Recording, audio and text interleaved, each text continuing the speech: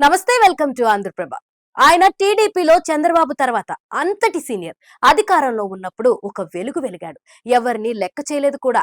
అధికారం కోల్పోయాక కూడా అదే రేంజ్ లో అధికార పార్టీపై అటాక్ చేశాడు. కానీ ఆయన నియోజకవర్గం ఆయనకి లేకుండా పోయింది. ఒక ఆటలో ఆయన అరటిపండు అయిపోయి బలైపోయాడు.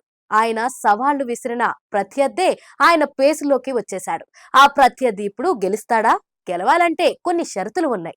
అన్ని ఇన్ని కావు, 800 షరతులు. అవేంటో చూద్దాం. నియోజకవర్గం పోగొట్టుకుంది దేవినేని ఉమామహేశ్వరరావు, దక్కించుకుంది ఆయన ప్రత్యర్థి వసంత కృష్ణ ప్రసాద్.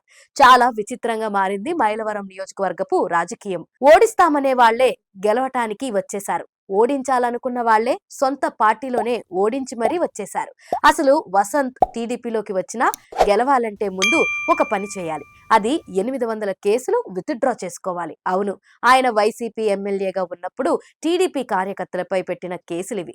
ఇప్పటి వరకు కోర్టుల చుట్టూ తిరుగుతున్న వాళ్ళంతా ఇప్పుడు వారి మీద కేసు పెట్టిన మనిషి కోసమే పనిచేసి ఓట్లు వేయించాలి. అది సాధ్యమా అంటే ముందు వసంత్ ఆ కేసులు విత్డ్రా చేసుకుంటే అవుతుంది. లేదంటే అవదనే సమాధానం మనకు వినిపిస్తుంది. అసలు వసంత్ టీడీపీలోకి రావడానికి కారణాలేంటి? మొదటి కారణం జోగి రమేష్ తో తగాదా.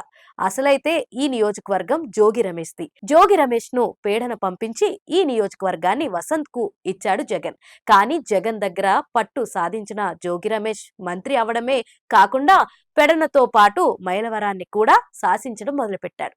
అది వసంత్ కు నచ్చలేదు. దీంతో ఇద్దరి మధ్య ముందు కోల్డ్ వార్, తర్వాత హాట్ వార్ గా మారింది. చివరకు జోగి రమేష్ మైలవరం తనకే ఇవ్వాలని పట్టుపట్టాడు. కొడుక్కి పెడన ఇవ్వాలని కూడా కోరాడు.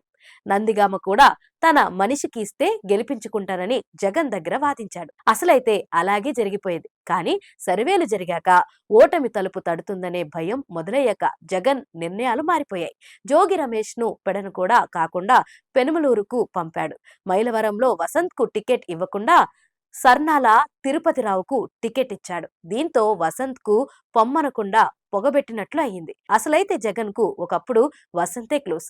ఎంతంటే జగన్ పై సిబిఐ వేసిన ఛార్జ్ షీట్ లో వసంత్ కూడా కొలిగ్. మరి అంత క్లోజ్. అలాంటోడు దూరం అయిపోయాడు. అవడానికి కమ్మ సామాజిక వర్గం కావడంతో టీడీపీకి యాక్సెస్ ఈజీగా వచ్చింది. ఇక్కడ ఒక కథ అయితే ప్రచారంలో ఉంది. దేవినేని ఉమా లోకేష్ ను లెక్క చేయరని, డైరెక్ట్ గా బాబుతోనే మాట్లాడుకుంటారని, అందుకే లోకేష్ కి దేవినేని అంటే కోపమని అంటారు. అదే అడ్వాంటేజ్ గా తీసుకుని వసంత్ లోకేష్ ను టచ్ చేశాడు.